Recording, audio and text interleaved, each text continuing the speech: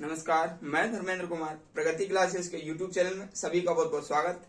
बात करेंगे प्रगति परीक्षा टेस्ट सीरीज क्रमांक 5 विज्ञान समूह वर्ग 2। काफी इंपोर्टेंट क्वेश्चन लिए गए हैं, तो देख लेते हैं। सबसे पहला क्वेश्चन है, न्यूट्रॉन की खोज के लिए नोबेल पुरस्कार किसे दिया गया। ठीक है, तो न्यूट्रॉन की जो खोज है वो चैडविक ने की थी। चैडविक ने 1932 में न्यूट्रॉन की खोज की थी। ठीक है, और न्यूट्रॉन क्या होता है? उदासीन होता है। न्यूट्रॉन उदासीन होता है। ठीक है, याद कर लेना। और ये जो है ना, परमाणु का भाग होता है, और परमाणु के जो भाग होते हैं वो 3 होते हैं। जैसे कि इलेक्ट्रॉन होता है, इलेक्ट्रॉन, प्रोटॉन और न्यूट्रॉन। ठीक है, ये 3 भाग होते हैं परमाणु के। ठीक है, तो परमाणु के ये 3 भाग होते हैं। इलेक्ट्रॉन की खोज जे थॉमसन ने की थी, जे थॉमसन।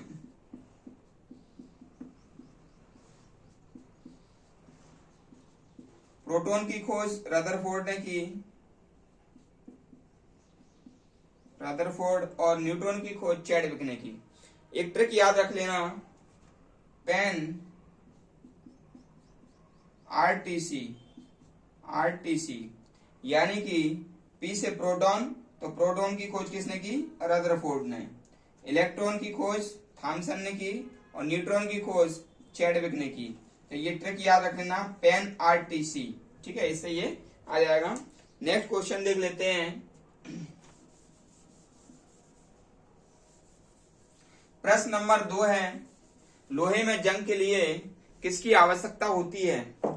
तो मैं आपको बता देता हूं कि लोहे में जो जंग लगती है, तो जंग लगने के लिए एक तो वायु आवश्यक होता है, और दूसरा जल यानी कि नमी। तो लोहे में जंग लग जाएगी,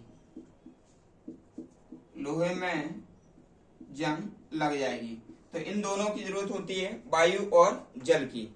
ठीक है, तो लोहे को जंग से बचाने के लिए जस्ते की परत चढ़ाई जाती है। जिंक यानी कि जस्ता की परत चढ़ाते हैं, जिसको कहते हैं गैल्वेनाइजेशन।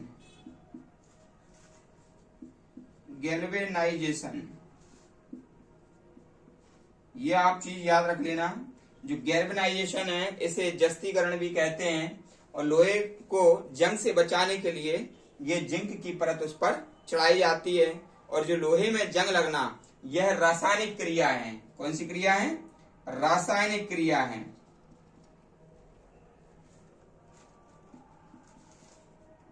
रासायनिक क्रिया है, और ये ऑक्सीकरण अपकरण की क्रिया कहलाती है। ऑक्सीकरण अवकरण,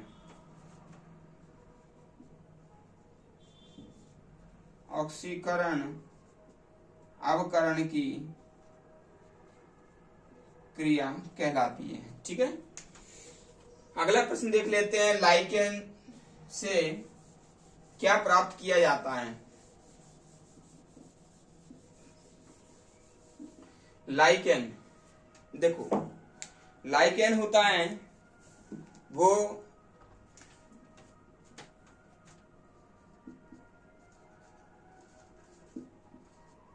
लाइकेन को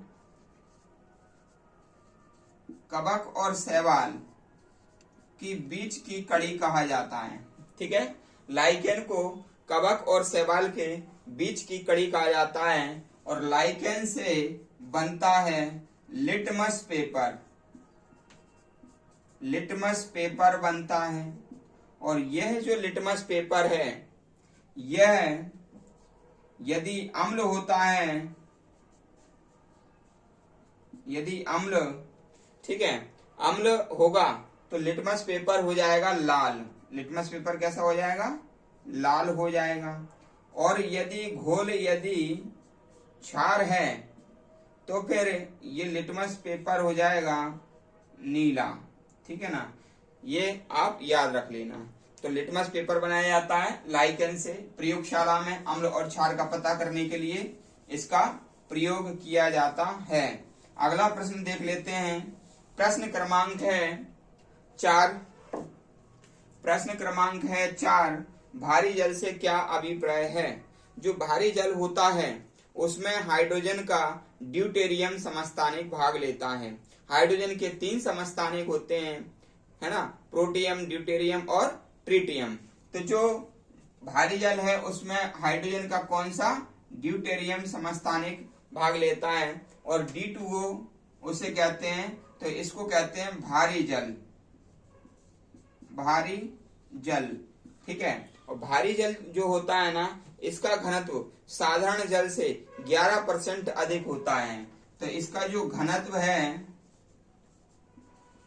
घनत्व 11% अधिक होता है, अधिक होता है। किससे होता है? H2O से, साधारण जल से। साधारण जल से कितना? 11% घनत्व क्या है? अधिक होता है। ठीक है। और इसका प्रयोग करते हैं हम नाभिकीय रिएक्टर के मंदन तथा शीतलन में। क्या? इसका प्रयोग करते हैं, प्रयोग नाभिकीय रिएक्टर के मंदन और शीतलन में इसका प्रयोग करते हैं। ठीक है।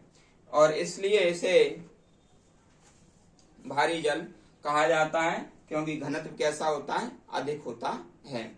ठीक है। अगला प्रश्न देख लेते हैं।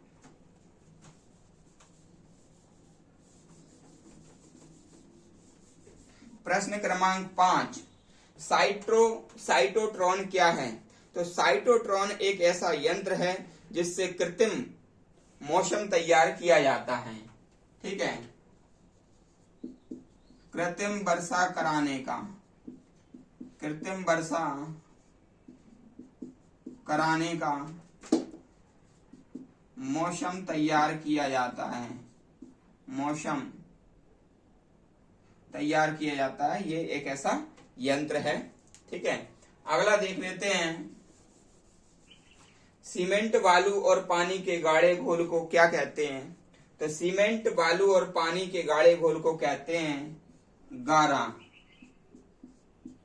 या मसाला। भवन निर्माण में ये काम आता है। ठीक है। अगला प्रश्न देख लेते हैं। अगला प्रश्न है पॉलीथीन किससे बनती है? सॉरी, ये वाला प्रश्न है कागज किससे बनता है? तो कागज क्या होता है? जो पेड़ पौधे हैं, पेड़ पौधे हैं, तो पेड़ पौधों में क्या होता है? सेल्यूलोज होता है। क्या होता है? सेल्यूलोज होता है। तो ये जो सेल्यूलोज है, ठीक है, ये ऐसे तंतु होते हैं, ये ऐसे तंतु होते हैं जो कि बांस, घास और पेड़ पौधों से प्राप्त होता है। इसको तंतुओं को सुखा लेते हैं। क्या करते हैं? सुखा लेते हैं और फिर लुगदी बनाकर कागज बनाया जाता है। तो इस प्रकार से कागज बना लेते हैं सेल्यूलोज के माध्यम से। अगला है पॉलीथीन। ठीक है। तो पॉलीथीन किससे बनता है? ठीक है। एथिलीन के बहुलीकरण से पॉलीथीन बनता है। ठीक है ना। ये किससे बनता है? एथिलीन के बहुलीकरण से। एथिलीन के बहुलीकरण से पॉलीथीन बनता है। अगला देख लेते हैं। प्रश्न नंबर 9 है। तो प्रश्न नंबर 9 है वायुमंडल में सबसे प्रचुर अक्रिय गैस कौन सी है? तो ऑर्गन सबसे ज्यादा मात्रा में पाया जाता है 0.93% ये वायुमंडल में पाया जाता है। ऑर्गन का प्रयोग ट्यूबलाइट में मरकरी के साथ, मरकरी प्लस ऑर्गन का प्रयोग करते हैं। बल्ब में भी इसका प्रयोग करते हैं, ठीक है ना, ये बात याद रख लेना।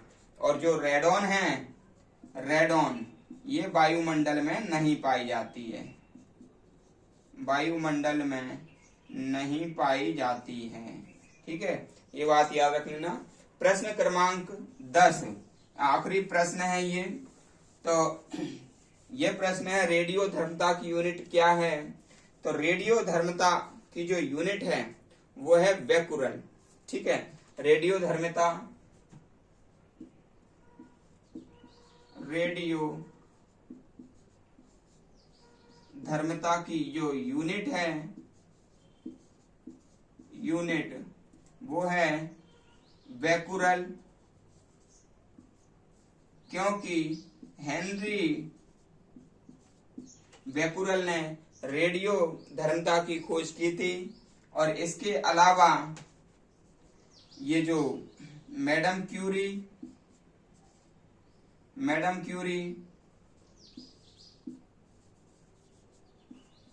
और रदरफोर्ड भी